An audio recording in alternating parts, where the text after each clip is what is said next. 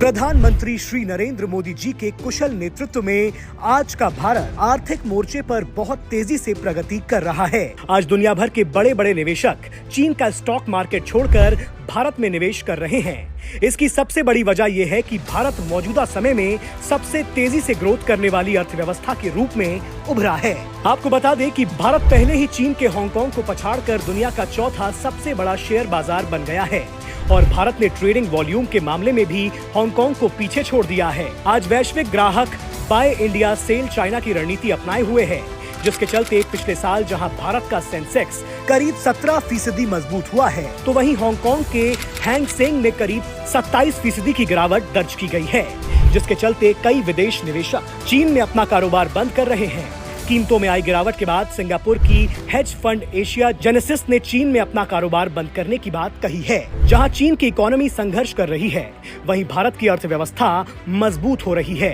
यही वजह है कि दुनिया भर के दिग्गज निवेशक चीन को छोड़कर भारत में पैसा लगा रहे हैं। अमेरिकी वॉल स्ट्रीट के दिग्गज गोल्डमैन सैच ग्रुप, आईएनसी और मॉर्गन स्टैनली ने अगले एक दशक तक भारत को निवेशकों के लिए सबसे बड़ा डेस्टिनेशन बताया है। 62 अरब डॉलर के हेज फंड मार्शल वेस ने अपने फ्लैगशिप हेज फंड में भारत को अमेरिका के बाद सबसे बड़ा दांव बताया है।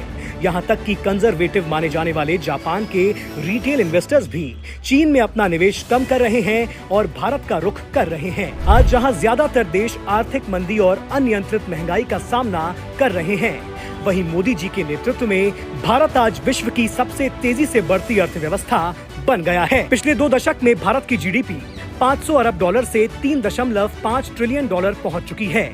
अगले कई साल तक भारत की इकोनॉमी सालाना 7% की रफ्तार से बढ़ने की उम्मीद है और ये सब मोदी जी के दृढ़ संकल्प और देश हित में उठाए गए कदमों का ही नतीजा है कि भारत विश्व की तीसरी सबसे बड़ी अर्थव्यवस्था बनने के लक्ष्य पर आगे बढ़ रहा है।